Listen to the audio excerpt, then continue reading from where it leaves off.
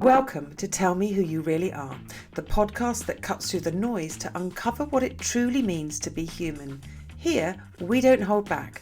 Whether you're a familiar face or an everyday person, this is where we get real about what's truly going on in your life and, more importantly, how you can break free from the barriers holding you back.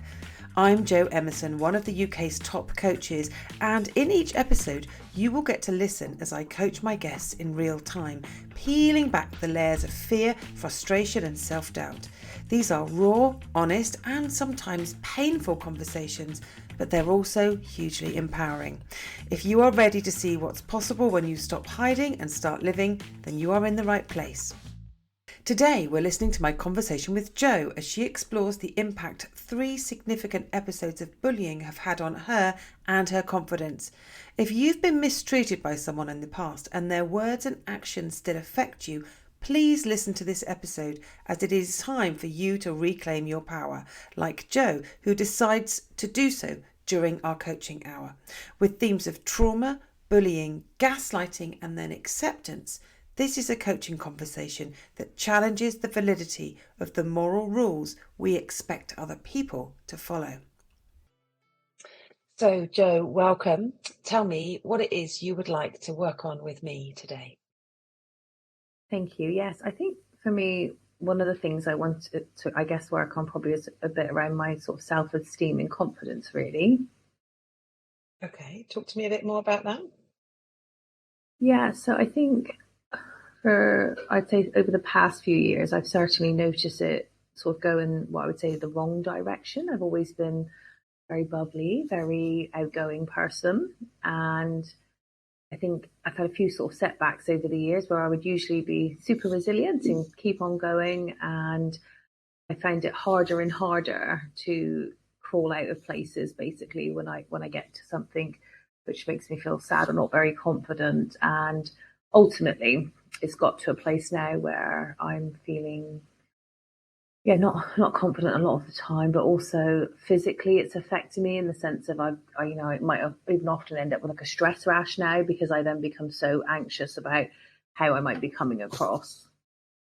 Right, wow. Where does the stress rash appear? On your face? No, well, it sort of starts, I guess, from sort of like the collarbone, and then over time, and it depends on how stressed I'm feeling, it sort of starts there, or it could go sort of up around the neck. But if I was in a particularly tricky situation, it might go, even further, maybe at the side of my face. Okay, and is it itchy? Actually, at times it can be itchy. Yeah, it can. Okay, how does it, I'm just interested in how your body is translating this internal stress. So I'm wondering, this rash, I presume it's red and maybe angry looking. Yeah. It's sometimes itchy, sometimes not. Is it sore? Like, what is it about the rash that upsets you the most? Yeah, so it's not sore or anything like that. Once I've got to a place where I've, feel less anxious and I've sort of the stress is gone, it naturally starts to just return back to nothing really. And, I have been, I guess, brave in some respects and said to people out of group situations that these are sort of how these things are making me feel. And I'm sort of working through stuff at the moment. And some people are great with it, but also some people will also say, wow, look how red you're going. This really bothers you, doesn't it? Or things like that. Do they really? Yeah. I had maybe I'll save that for later in the conversation, but I had quite a very uncomfortable situation recently, despite even telling somebody that, I'm dealing with some sort of personal turmoil at the moment. Couldn't really explain what was going on for me. And even still, they kept drawing attention to the fact that, I clearly was feeling very uncomfortable. And then the more they obviously kept saying it, the worse, basically, obviously it makes it. That's it. Okay, what does that say about that person, Jo? Well, on reflection, that tells me that that person, likes to pick out other people's flaws rather than the way that they were handling that conversation. But obviously at the time, I felt very overwhelmed and frustrated, actually, I would probably say, because I just felt like I'm trying to talk to you and have a conversation with you, and I can see I'm struggling to articulate that, but instead you're drawing attention to the fact that physically I'm struggling with it. I also think it shows a deeply insecure person, because anyone who feels secure in themselves would not want to draw attention to someone else's flaws. Because there's no need, right? We don't want a point score. When we're happy in ourselves, there are no points to score. Mm. And every time they sort of caveated a conversation, just one person in particular recently, actually, they would start a conversation with, I want to talk to you, but don't be defensive. And they'll start off the conversation like that. And that started to happen more and more after I'd said, oh, I'm really struggling with, sort of my confidence at the moment. So anytime they want to give me some feedback or tell me something, they say, yes, I'm just going to talk to you now, but don't be defensive before I tell you this. And in actual fact, last time I was so upset because I just, in a weird way, felt like I knew that this wasn't right. That this, I've worked, to be honest with you, I've worked in, HR and learning for many years. And I've done workplace coaching with people myself at work. And so you sort of know the textbook, right? But actually I was, thinking that this isn't normal. And then when I did try to raise that, they said to me, then I think the best thing is that you could probably get yourself some coaching to understand how to receive feedback better. Okay. So that was. Wow. Was it feedback they were giving you, or was it? No, and it wasn't feedback. And I've got some great people around me that have helped me to sort of unpick that. But I think that's really sort of, when I reached out to you, that was like the straw that broke the camel's back. But before that, I felt like if this was like Resilient Joe from years ago, I wouldn't have even got myself to that point. But because I'd already shared that, I was struggling with things, it just felt like, I was just in an impossible situation, actually. Just going back to that person, and I know this session is not about that person, it's about a wider thing, but let's just go back to that person. But just to stay with them for a minute, just so you're aware of what they did, there was gaslighting involved. Gaslighting is not being mean. Gaslighting is telling you that your response to meanness is wrong. So when they take advantage of your vulnerability, they're being mean, but that's just them being mean. You then say, I'm not sure about this, and they then blame you for not liking their meanness by saying the problem's with you, you've got to learn to take feedback better. That's when you're in gaslighting. That is crazy making behavior, because the technique of gaslighting leaves us feeling like we don't know what we know, that our reality is not the truth, that our translation of events is off somehow. And it's a psychological tool to undermine you.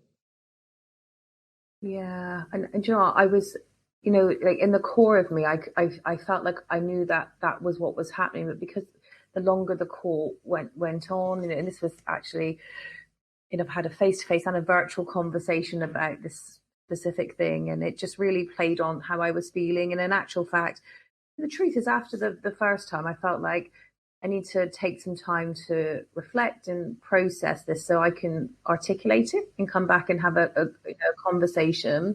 Because I felt too upset and emotional at the time. And so I decided to reach out to this person and say, look, can I catch up with you once I've processed all of this and talk again, because I like to pick it up. And they said to me I had to do that there and then immediately, and there's no way that it would be acceptable that any other time could be left, and I'm just throwing bombs at them. And it just got worse and worse, which then just made all of, I guess, my anxiety. So it's honestly like, and I think it's fair to say this was actually a professional situation, not a personal situation, and it's the worst I've actually ever felt in my professional career. I can honestly say that. And certainly I find it really challenging that it was exasperated by somebody that I declared to previously. I'm actually having a bit of a personal struggle at the moment. So if I don't see myself or I get embarrassed in group sessions, then don't take it the wrong way. It's nothing you're doing, but I'm really struggling.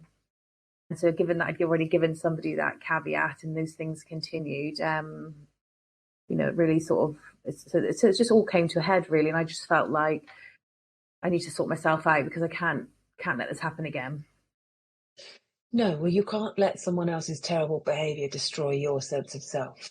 That's what's happened. But it sounds like there's been a gradual slide uh, down to this point, and this is, as you said, the straw that broke the camel's back. So what we could do is reframe what's happened, and look at it as, okay, this person's behaviour has got me to the end of this. I'm accepting it no more. They've opened the door to a new way for me to be.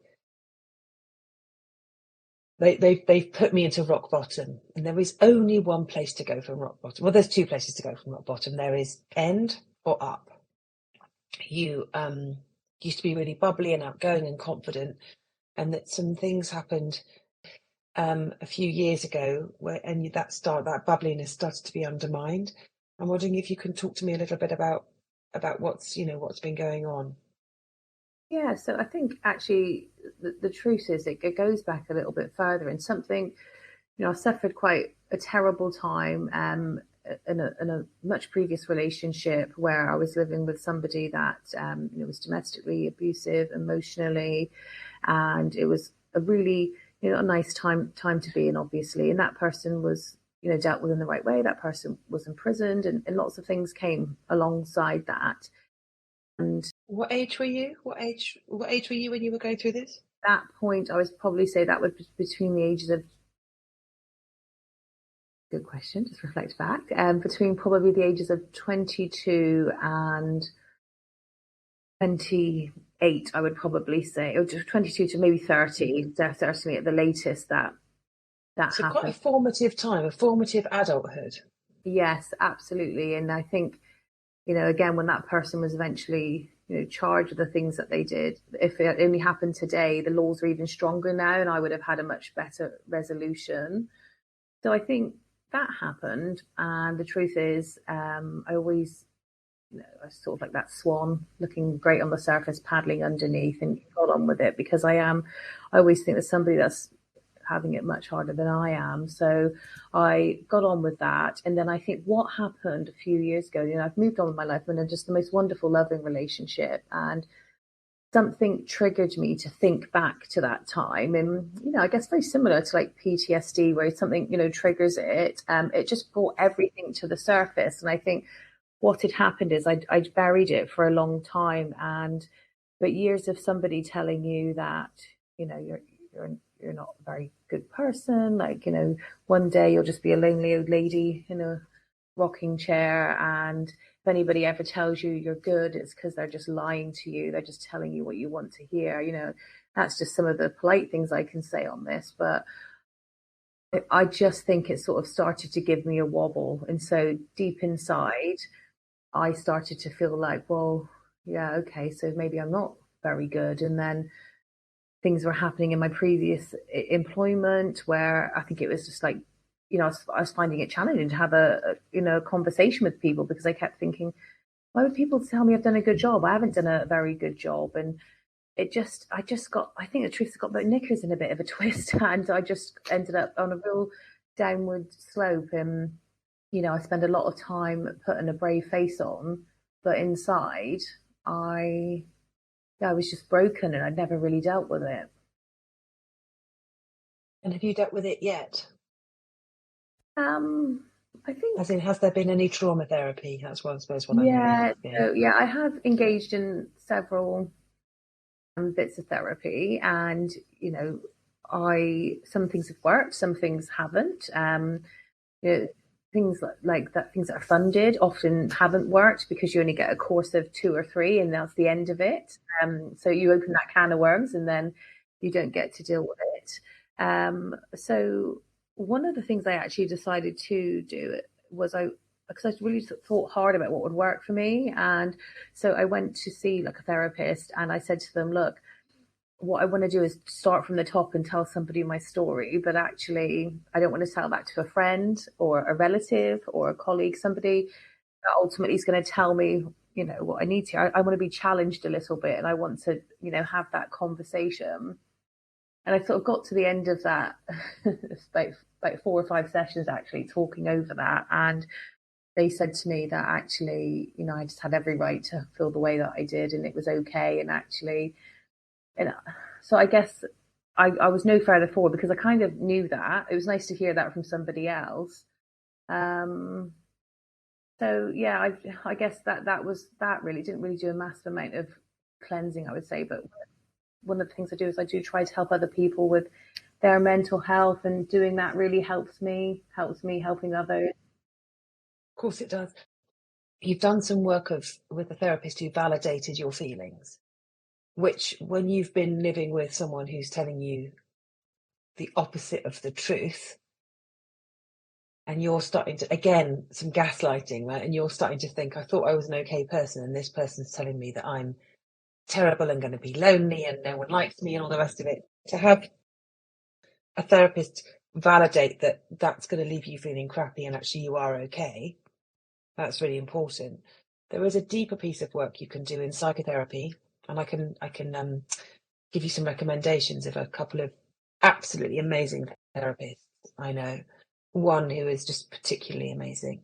There is a deeper piece of work whereby you have to revisit those traumatic times, but it's called somatic re-experiencing, where you actually allow the feelings to kind of pass through your body. Because a lot of people, a lot of us who are struggling, we've kind of become blocked. And so the trauma hit us. And because it was such a traumatic time, we were just in fight, flight, freeze, survival mode. So you're just getting through. So for those 8 years from 22 to 30, when you were with your abusive ex, you're just in survival mode. Yeah, that's all you can do. So the trauma just gets buried in your cells, if you like, in the cells of your body. The trauma just gets buried in there. And then you move into, a loving time of, the seas get a bit calmer. You're doing your swan thing, you're paddling like mad underneath, but the sea's calmer. But that trauma is still there, locked into those cells. And then there comes a point in our lives where some sort of trigger happens, and it can be something as innocuous as falling off your bike, and not actually breaking any bones, or your child being really poorly and you're being really worried about them for a time. It can be something very small. Not that children being ill is small, but if they then are okay, then obviously it's small. And this tsunami of old trauma can literally start to overwhelm us. And the way through is to kind of go back with a trained psychotherapist. I'm not one. Like I said, I know some brilliant ones who will help you to re-experience, like almost allow those cells that have stored that trauma to release the trauma. If you so quantum science has proved to us now that everything is energy. Everything in the universe, as far as we can work out, is just fizzing energy. Yeah, we're all just at our very base layer, just fizzing energy. There's a clump of fizzing atoms in me, and there's a clump in you, and there's some in this microphone here, and the trees outside my house. Everything's energy, including feelings and thoughts. So if you imagine you've got all those energetic feelings of terror because you're being traumatized, they've come into your body. Let's imagine they've come in from the right-hand side. They're in your body. You've stored them in. They've got nowhere to go apart from to kind of sit and fizz around inside you. The therapeutic work allows you time and space to come back to your body and allow those fizzing cells to kind of complete their journey from the right of you through and out through the left, if you like. I mean, I'm being silly here because obviously it's not a right to left thing or a top to bottom thing, but it allows, because those feelings are live and unprocessed. The one thing you might want to think about doing after this session, Jo, is going and doing that deeper piece of work, because it sounds like that old trauma has been triggered. And what I'm struck by is how similar the person we started our conversation talking about, the one who thinks you can't receive feedback even though they weren't giving you feedback, how similar they are leaving you feeling to how your ex left you feeling. Yeah, I hadn't looked at it that way, but yeah. Yeah, I definitely can see that. And that feeling of just all, you know, I guess frustration and actually, when in fact when I had that feedback recently, I'm going to talk to you, don't be defensive, etc. Straight away I thought, what do I need to be defensive? Like, what's happening here? And as they were talking, and obviously they were talking to you about stuff, I said, oh, actually, can I just give you some context around that? I said, no, you can't do that. And so when I was in a position where, so then I did feel like I did need to defend myself because I was getting all this information. I couldn't give context, blah, blah, blah. And so that made me feel even more, I guess, frustrated about the situation. So I've had all this information. I've had the feedback, which wasn't feedback. And I've been told I can't give any context around it. I can't bring that up again to discuss it. I can't see any more information. I also need to go off and get myself some coaching to be able to take feedback better. The whole time I just had this feeling in my stomach of, like that feeling of nausea almost, and like that feeling of an elephant sat on your chest. Let's just stay with those feelings for a minute. The feelings in your chest. So you've got the elephant in your chest. You've got nausea. What other feelings are there? Because I'm really interested in the congruence between these two times in your life, but the congruence in the feelings. Yeah, I think I just felt feel like I didn't have a voice really, so I just felt like voiceless. I just couldn't, get the words out to say what I really wanted to say. And obviously I just felt very emotional, and I think that was probably because I was allowing the Emotional. person What do to you get mean the by best. feeling emotional? That's a general. Like, That's a general. so sorry, just like tearful and Okay, so upset, upset. very Yeah, sad, upset. that sort of feeling. Because because I felt like I was allowing somebody to sort of get the better of me full well knowing this wasn't okay what was happening, but I felt like it was, I guess, disappointed in myself that I was allowing somebody else to talk to me in this manner, in this way. All right, so you're now having a go at yourself for their behaviour. Interesting, right? Yeah. Okay. Turning it against yourself, which Yeah, you were trained to do in your yeah, domestically abusive relationship. yeah. Stay with me a minute, Joe. Can you just stay with that for a minute? There is a part of your brain that has been trained to blame you for other people's behaviour. Mm. Yeah. Yeah? And I think even like sort of talking about my first relationship, when I used to question that, like this person for example had an alcohol problem. I knew that they'd been drinking, and I'd say, I know that you've been drinking. They say, no, I haven't. The problem is you don't trust anybody. You don't trust anybody. And obviously, years later, I found all of the hidden bottles, so I knew I was right. I knew that there was a drink going on. But yeah, even then, when I believed, I knew, I was still told, this is the problem. You don't trust anybody, and I haven't been drinking or doing drugs or anything. That's just you. Okay. And that's that person in their grips of their illness, and that's their illness doing everything to fight to stay alive. Because, addiction is the illness that tells you don't have it, but it's also the illness that will do anything to keep other people away so that they can't basically call you out on your behaviors. The illness fights for survival. It's like a cancer. Just let me just take over, please. But it's crazy making for you again. And your only option then is to think, oh, I must be wrong. Because otherwise, otherwise I've got to face the truth that I'm living with an abuser and a liar. Can we just go back to these feelings? So we've got nausea, voicelessness, feeling upset, disappointed in yourself. How powerful did you feel? Did these two people these situations leave you feeling? I just had no power. There's no. You're powerless. This was the more dominant part in the relationship. Yeah. And if you're powerless, what does that leave you feeling? Well, just this whole vicious circle of I don't have a voice, my opinion doesn't mean anything here. Yeah, we go round and round and round the loop. It's a feeling of being trapped often.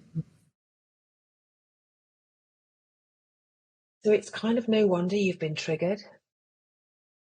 Can we apply these words, nausea, voicelessness, upset, disappointment in self, powerlessness, and trapped? Can we apply those words to both scenarios? Yes, they absolutely can. Right, okay. Now, is it any wonder you've been triggered? Yeah.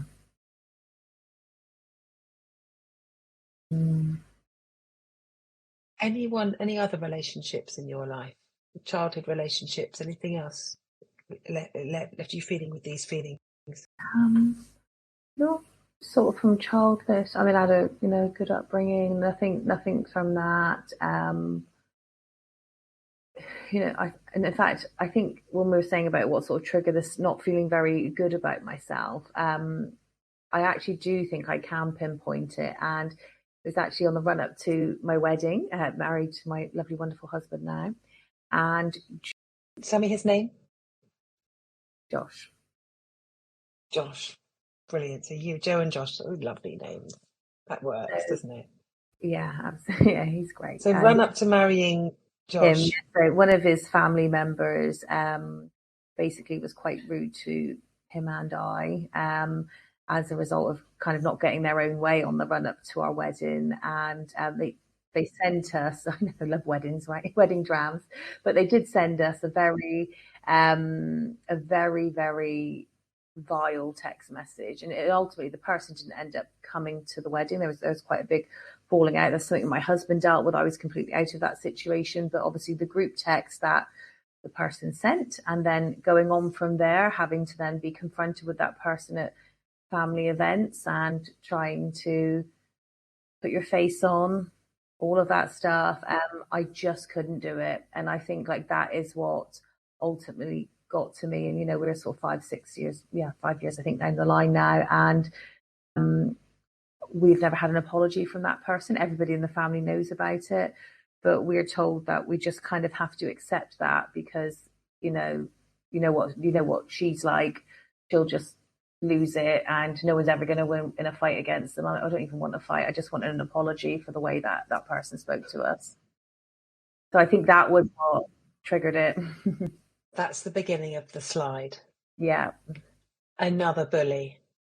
Yeah. Oh, yeah. Indefinitely. And, other family members have acknowledged that too. But it still has to be accepted. So we've got 3 people here, 3 situations in which you've been bullied. A long-term relationship, which is a chronic, extreme bullying. We've then got the situation, did you say 5 years ago? Yeah. When you and the lovely Josh got married. And there was some bullying on behalf of someone in his family that no one is willing to stand up to.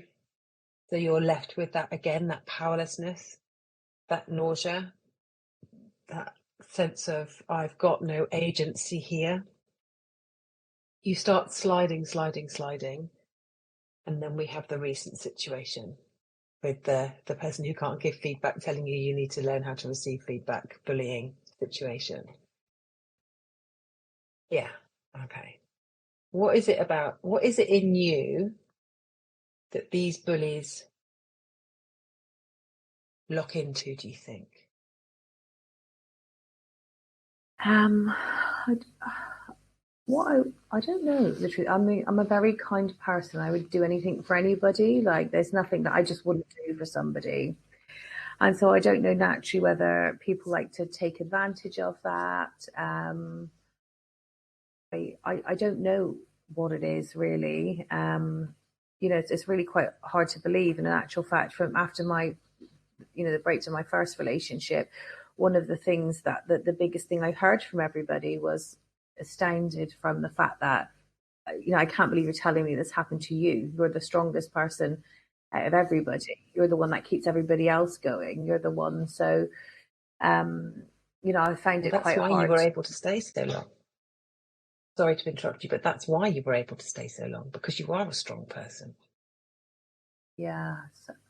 So I don't know what those people, see in me, to be able to warrant to talk to me in that way. But I ultimately, I guess I'm also, like I said, I'm letting them get away with it.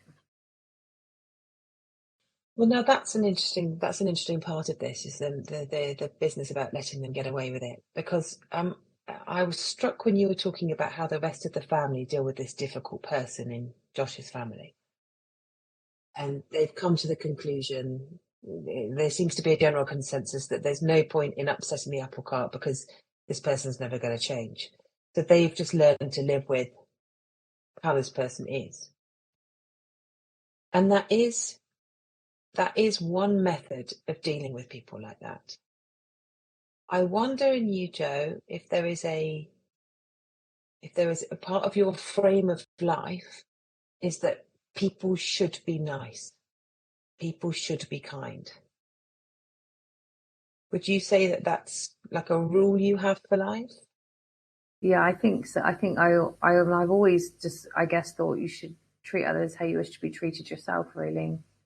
Okay, so that's a rule you have for yourself. Mm. I'm wondering if that's a rule you have made up for other people as well. Well, as in assuming that they should do the same kind of Yeah, thing. Yes. Yeah, I guess so. a lot of us do this, right? In fact, everyone does this. We all assume that everybody is going about life following the same rules that we've got, the same moral standards we've got. But they're not. And we actually can make ourselves crazy by overlaying other people's lives with our standards and our moral high ground, if you like, our rules. I'm not for a minute, let me be clear here, I'm not for a minute saying you're wrong to think that we should all be going around treating each other decently. Of course we should. But that's because you and I have got a similar mindset, right? But what I think of as decent behaviour, you might not think of as decent behaviour. What I think of as decent behaviour, Donald Trump would probably completely disagree with me. Like, we've all got our own standards. But here's the rub. None of us is God.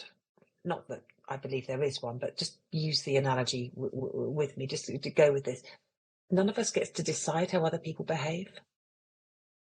Outside of the law, which is like a collective decision, that we make, in order so that society can run. It's not up to me how you behave. It's not up to you how I behave. It is up to me, though, how I choose to respond to your behaviour. So in the case of your in-law, Josh's family member, it sounds to me like the sane response from most family members has been to just walk away and let them be who they are. Correct. I would argue that your expectation of an apology is keeping you stuck. Yeah, no, and I wouldn't disagree with that. I think and even when times I've decided to move on from that expectation, and more as well for my husband as well than myself, because that's been really hard for him. It's been really, really hard for his family, and even when I've moved away from that expectation and thought, honestly, what's that going to achieve anyway at this point? Nothing, probably.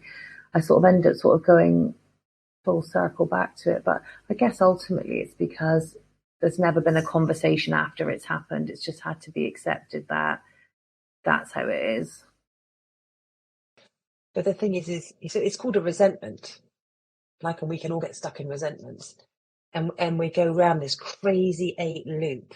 If you imagine an 8 on its side, we kind of loop around. So we start here in the middle and we go, right, that person's really pissed me off, and we go down and down and down, and we get fed up with feeling cross with them. So we come up and think, no, I'm going to let them go. Down we come the other side of the crazy eight, and then up again, and we go, no, but it's not fucking fair. They were a bitch. And go down again into the resentment, and round and around and around we go. And we have to kind of step out of that and think, in this particular case, and think to ourselves, do I want to be right, or do I want some peace? Yeah, and that's, I guess, what I've tried to do is just have peace and turn up to these family events, and you know, for me that's a better option in the long run. And I've tried to, I guess, be the bigger person, and other people have said that, God, fair play, like coming along. I'm not sure whether I would or not, but I just, because I realize, this isn't somebody that you're not going to not see tomorrow. You're in a family for the rest of your life, aren't you? So it's, you've got to do that. And yeah, that's why I've done that. And I suppose it's not up to you to decide whether they apologise or not.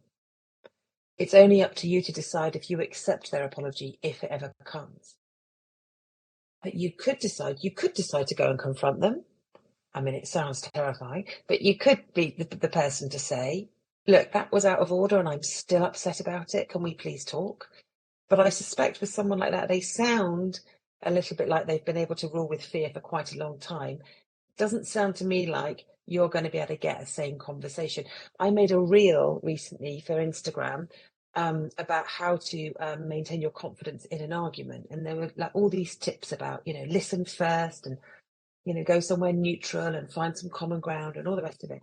And at the end of the reel, I say very clearly, however, these tips come with a warning. If you are in an argument with a narcissist, don't even bother, just walk away. Because they cannot play fair.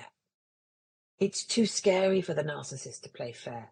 The only way they can keep hold of any sense of power, I would argue that it's tenuous power, but the only way they can keep hold of that is to just push you all away with fear. And so for you, I think with that particular situation, and the trigger for your slide, and that it's the trigger that we need to be dealing with. I think the psychotherapy that you and I will talk about afterwards, and I'll give you recommendations, the psychotherapy piece for the trauma of those 8 years, that's a separate piece of work that needs to be dealt with. But this trigger event, and I mean, when you're getting married as well, when, we're so vulnerable when we're getting married. It's such an exciting, beautiful time, but we're about to be on show. We're about to be absorbed into another family. We wonder what people are going to think of us in our dress, or in my case, a white catsuit, because that's what I decided. Because I'd already got married in a wedding dress beforehand, and I thought I don't want my second wedding to look anything like my first, so therefore I did it completely differently. That was my stuff. But we're worried about how people are going to, what they're going to say about us, and are they all going to have a good time? And we're really vulnerable. I think it's a really vulnerable time. And to then have someone like come in with something like that is painful. It was, I felt so sad for, like, I was trying to take away a lot of the pain from my husband. He'd not long lost his mum, and his dad had literally a month before that been in a really bad, road accident. He didn't know if we were going to be getting married and having either of his parents there at all. And it's this, this family member obviously knew that, they're really integral. That was her auntie and uncle. Her auntie had also died, and it's my husband's mother. And I think I was trying to keep him up and take the stress off him. And, he's had like the most saddest year of his life before that, leading up to the happiest. He thought his mum would be at the wedding. And so just all of that emotion that was around it. And I think that's why I felt, I guess, so took it so hard and so angry, because, it is what it is.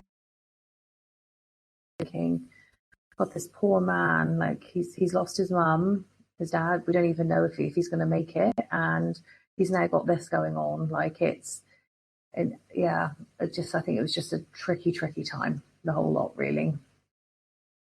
Do you think the fact that it was amazing that you went to look after your husband, of course it is, but do you think there was maybe a little bit of self-denial in there. Do you think maybe if we could wind the clock back 5 years and have you practice a bit of self-care yourself, maybe find someone just to talk through events 5 years ago, maybe reach a place of acceptance around this person, that you may not have started your descent?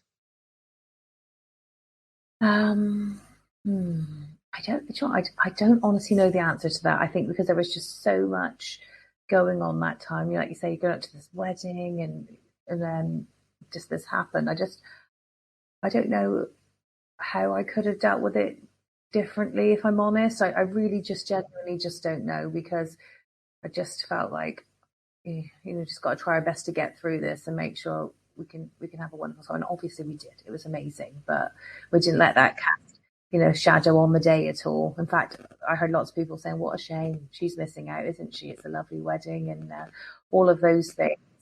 But I guess every year, like when it's our wedding anniversary, it does get talked about. People say like, "Oh, do you remember when that happened?" And gosh, it's because it was so shocking, the behaviour. I think that's the thing. Lots of people were like, so that's what the memory of that, the lead up to the wedding is. It's crazy, really. Could you ask people not to bring it up anymore? I definitely have got better over the years. In the start, I think I was enjoying the chat as much as they were about it, because I needed to get it off my chest. But certainly the last couple of years, I've said, "Oh, do you know what that But is?" it's probably feeding a resentment now, isn't it? Yeah, that's it. And now I just say that that's such a small part of the time. We all just need to move on, and we all have to be in the same room together now. So that's that. But it undermined you. And it's almost like the rug was pulled out from under your feet, and you've not quite been able to get 2 feet solidly planted on the ground since then. Definitely. And I think, again, people that say these things to us, that, "Oh, remember when that happened or this happened," these are people who also stood by and allowed that to happen. So I'm also very conscious of that as well. Do you think that so this rug's been pulled out from under your feet? I'm wondering whether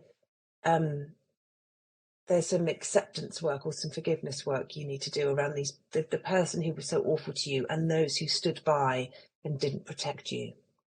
Yeah, so those who stood by, I have absolutely, so much forgiveness for them. Like, they were in an impossible situation. It was, I think everybody was just shocked as one another. So yeah, I absolutely have done that. And that's done, that's done now. I don't have any resentment. And as the years have gone on, I've said, let's just not talk about it, because we will have to get on with it now. And for the individual, obviously, me showing up to every family barbecue or birthday and all of those things is showing people that actually, I'm getting on with this. So is my husband, obviously, because he's the other person in this situation. But I definitely, it's funny you were saying about having a conversation. I don't right now envisage that ever be a time in our life where that will happen. And I think the best thing is that, I've had to just accept we just need to leave things as they are. Mm. And what about you now? Because I'm aware that, these 3 bullies, I'm pretty sure that what we're dealing with you, this self-esteem, confidence issues, are as a result of you having 3 quite significant experiences with bullies. How do you think you might, over the next, say, 6 weeks, develop some resilience around bullies? What do you need to know? I guess I need to know if I'm in a situation like that again, where, I'm very confident in myself and I know that how this person is treating me isn't the right way. I need to know about how I can say that in an assertive way as possible. But also, even if that person then demanding that, I do still speak to them and resolve. How do I walk away from that situation without aggravating it? Really, I guess. Well, I think it's, let's go back to the most recent situation and you saying, can I have some time before I consider my response? And then saying, no, you can't. what would an assertive person do in that instance? Well, I did try to respond to that person and say, I can't do that today. I do need to just collect my thoughts. And as I said, I need to process this and come back to me. And that's then when they then came back with well, you can't throw these bombs out there and not, allow me to have a conversation with you today about that. So at that point, So that's when you caved. that's when I caved at that point. Yeah. Okay. So, so you were assertive to begin with, and then their pressure meant you caved. It's okay, and I was taught this many years ago. It's okay to just keep repeating yourself. So say your first statement had been, I'm going to need some time to just process the conversation we've had. So I'm going to go away and I'll come back to you tomorrow, or I'll come back to you next week. They say, you're throwing bombs at me. That's not fair. We have to talk about this now. What you do is say, like I've just said, I need some time to process what we've just said, because I don't want to respond from anger or from emotion. So I'll come back to you next week. They might come back and say, that's outrageous. You're going to leave me, high and dry. Like I've said, I want to do this properly. So I'm going to take some time and I will come back to you. And you just keep repeating your same statement. I am going to take some time. I need some time, but I will come back to you. I promise you I'll come back to you. I will come back to you. And in the end, they have nowhere to turn apart from agreeing with you, because they're trying to bully you. They know they've got you by the short and curlies. They know they've got you on the defensive. Now's the time to really dig their teeth in. And that's the point where you say, no, you're not going to really dig your teeth in.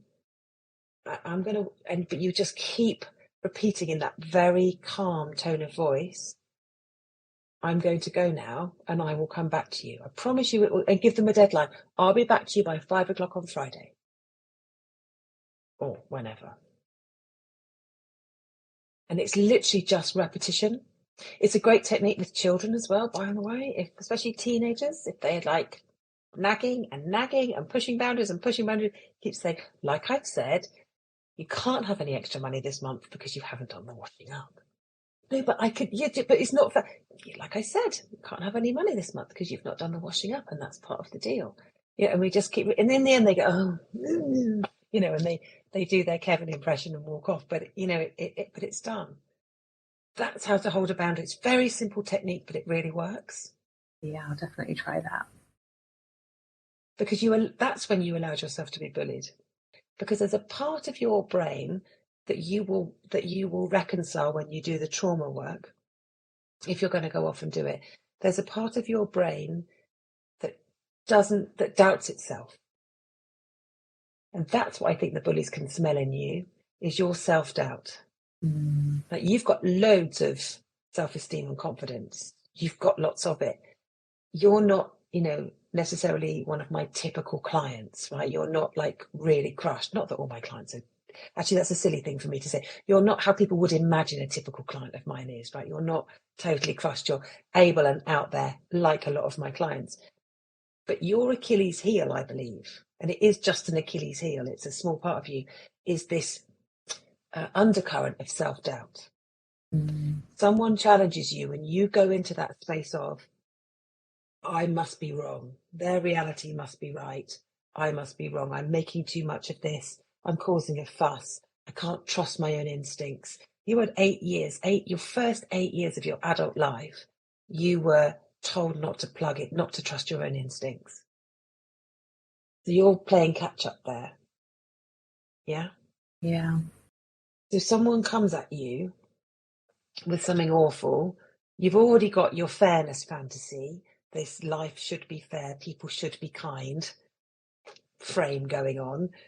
And we all have to dismantle that at some point and think some people are shit and some people are nice, and I'm going to hang around with the nice ones, and the shit ones I'm just going to walk away from. Unfortunately, you've married into a family with one of them, so we can't quite walk away, but you can love them you can love them from arm's length, right? And yeah, and they probably respect you hugely deep down, and they're probably threatened by you, or I don't know, who knows what's going on there. But not everyone is nice, unfortunately, and not everyone thinks they have to be nice, and it's none of my business actually how other people are walking around treating other people. But what is my business is whether I choose to stay or not, whether I choose to walk into the fight or not. You've got your fairness fantasy, which I think needs some work, that you can go away and do some work on, because maybe you just need to kind of tweak your expectations of everyone, Mm-hmm. and just expect people to be nice. And if they're not, it's okay to walk away. Like, that's basically how I run my life these days. But then on top of that, you've got this undercurrent of self-doubt where you've been trained not to believe yourself or believe in your rights to stand up for yourself. And like I've said, that's a piece of trauma work. But in the case of the recent bully, they got you. You pushed back. They pushed against you, and you folded. If you just held that boundary and repeated it, look, I'm holding more fingers up now. We've gone from one finger, quite a flimsy boundary. I put more fingers up. Now I've got a wall. That's hard to push against. Yeah. Yeah. But that's something to go away and practice. And like I said, I think I'm going to send you some, or give you some information after we've finished this part of the session on some therapists. Before we finish, can you just tell me what are the main things you're going to take away from our conversation today? Because I've seen some light bulbs going off for you, and I'm interested in what they've been. I'm definitely going to, I was trying to be assertive, but I was, I guess I was failing at the first hurdle. So there's not going to be any of that going on. So I'm just going to I'm going to say it in a calm voice. I'm just going to keep doing that, and believe what I believe, and actually stand by that and keep saying it. So I'm definitely going to do that. I'll definitely look at some of the stuff that you're going to send over to me as well, because it'll be interesting to see about the clinicians, to see actually about exploring some of that. And I loved what you said about my expectation of everyone being kind, and actually just needing to accept that sometimes there are some real shits out there. So there are, and that's their pain. That's the other thing to know about people who are behaving horribly, is it's their pain coming out sideways. But we don't have to be responsible for mopping it up. We can be an example of people who've lived through pain and are not hurting other people with it. And that's a beautiful thing. It's been so lovely to talk to you today, Jo. Thank you very much. I enjoyed it. Yeah, me too. If you are struggling to assert yourself with a bully, here is what to do. Number 1, know that their needs to dominate you come from their own fear and deep insecurities. Number 2, know also that their mistreatment of you is about their stuff, no reflection on you. 3, notice that the part of you lost in the fairness fantasy is alive and kicking, and do business with that voice. It's not up to you how other people behave, so stop expecting them to be nice. 4, listen to what they say and don't interrupt. 5, when they have finished, state your case calmly and keep repeating your case using similar language. Repetition builds a wall of protection around you. And number 6, walk away if you need to, and if this is a professional environment, report the bullying immediately to your HR department.